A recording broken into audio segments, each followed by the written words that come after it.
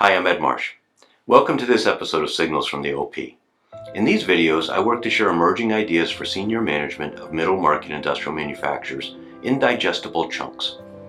Let's talk today about recruiting and hiring salespeople for capital equipment and industrial sales roles. And let's get the bad news out of the way first. We'll start with the cost of a mistake when you hire poorly. And by poorly, I mean slowly, or against an urgent requirement, or the wrong person. And let's also start with some context. In many of the middle market industrial manufacturers that I work with, the HR function is focused on compliance and benefits, and maybe managing temp labor and some skilled labor recruiting, but not so much in recruiting sales. That's good, because sales is different than any other role that they hire for, but it's also a barrier because often company owners and senior execs who have full plates of operational responsibilities end up carrying the burden of sourcing, interviewing, and selecting candidates. I also find that in these companies, sales forces tend to be very stable, partially because that's the nature of the industries and companies where tenure is associated with technical expertise, and partially because executives don't have time, and so they don't spend time on it. And this creates a reinforcing cycle. They do it less, it becomes an extraordinary task, and so they avoid it. And in the end, there's very little recruiting and hiring, and like any muscle, if it's not trained and developed, it atrophies. So recruiting and hiring is not practiced, and mediocre performance is therefore tolerated.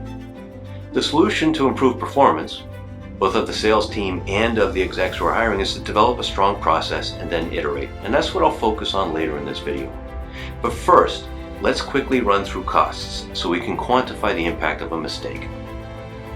Costs include management time, and that can be significant if executives are responsible for a lot of the HR type work. This is hard to quantify, but certainly can be measured in opportunity cost of tasks that go undone and stress for folks that already have full plates. Headhunters. Based on a typical compensation of $100,000 to get a good person on board, that's roughly $35,000. Typically, capital equipment companies tell me that they need 6 months for a rep to get up to speed. And then there's a 6 to 12 month sales cycle. There's a lot that we can do to compress that, but let's just say that you're going to sponsor somebody for 6 months to bring in a deal. That's roughly $50,000. Coaching and training for a new person, perhaps outside, perhaps more management time, or perhaps it just gets overlooked. Either way, there's real cost there, even though it's tough to measure. So we're at $85,000 plus aggravation for most hires before you get $1 of return. And now let's say that they're bad. You're probably going to hesitate to pull the trigger. And so you'll tolerate poor performance for 6 to 12 months, and that's another $50,000 to $100,000 plus benefits plus management time. And based on a $5 million territory and a 15% after commission margin, you lose $375,000 to $750,000 in margin. So a bad mistake costs you about $500,000 conservatively between direct costs and missed opportunity. Yes, that's $500,000. Now, let's assume that they're not horrible, but just average. For instance, if you have $5 million territories and the average rep you hire sells $2.5 million every year, that means you're losing deals to competitors, and some of those will be hard to disrupt later as incumbents, and you may be locked out of accounts permanently. Further, assuming a net margin after commission of 15%, that means the average rep costs you $375,000 a year in missed margin. Not to mention the extra quotes they demand, consuming resources, the drag their performance creates for the full team, etc. So over the first 1.5 years, that mediocre rep costs you a bit less, about $85,000 in direct costs and $375,000 in profit opportunity, or a total of $460,000. Yep. Gulp. And this doesn't take into account benefits, severance, disruption, length of time the territory lies fallow while you hire and train again, the impact on Glassdoor reviews, etc. The point is that a poor hire, or even an okay hire, is expensive. You might quibble with the numbers, but it's not going to be an order of magnitude difference. So it's important to get it right. And sadly, companies rarely do. So right now, while nobody's watching, count off on your fingers how many of your reps are just okay and how many are unsatisfactory. And if you need more than 10 fingers, don't take your shoes off, just make a note. So the question we have to ask then is, why do so few companies do it well? And there's a few reasons.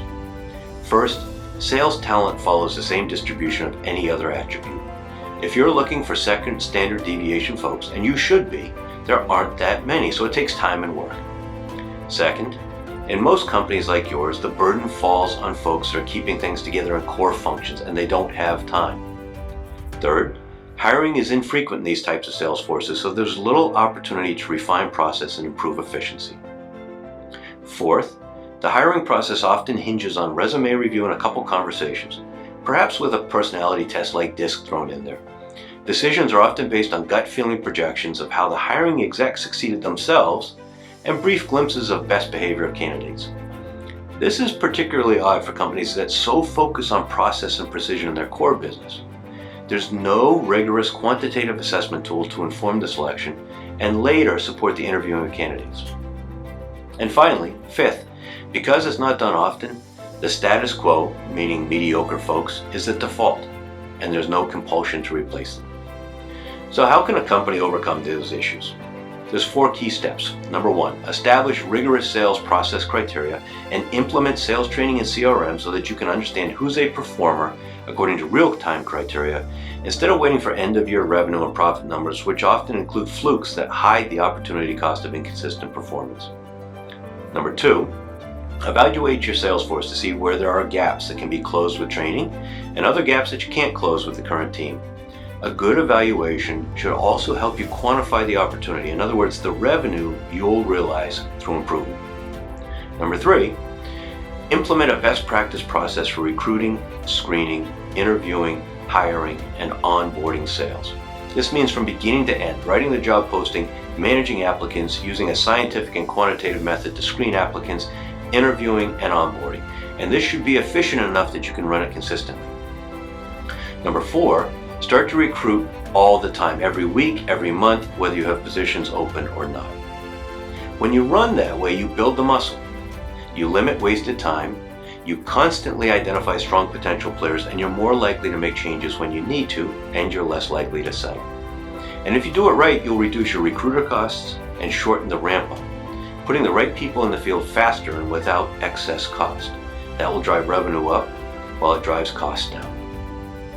Okay, you might be saying, sounds nifty, but that's not real life. I hear you, so let me quickly tell you how I can help. First, I can help you develop, refine, and implement a rigorous sales process that's appropriate for your products, market, buyers, etc., and then implement the right technology to support them. Second, I use proven evaluation tools to run the equivalent of, say, an MRI on your sales team to figure out how much better they could do, where there are strengths, and where there are opportunities for improvement. Third, I can train you and your admin on a proven system to dramatically simplify and streamline the process. Fourth, if you prefer, I can take much of that on for you, doing all the work on the front end and only putting really qualified candidates in front of you for sales, sales management, and VP sales types of roles. And fifth, with that burden alleviated, I can help you start recruiting consistently. So if you're having trouble hiring the right sales folks, or worried about the cost of turnover or mistakes in hiring, or if you hesitate because you don't have time and things aren't at a crisis point yet, let's talk. I can help you improve process, improve efficiency, improve hiring, and improve revenue outcomes for far less than the cost of the traditional model that's delivered frustration. I'm Ed Marsh. Thank you for joining me for this episode of Signals from the OP. If you enjoyed it, please share it and subscribe either to my YouTube channel, edmarshspeaks.tv, or at the related blog, signalsfromtheop.com.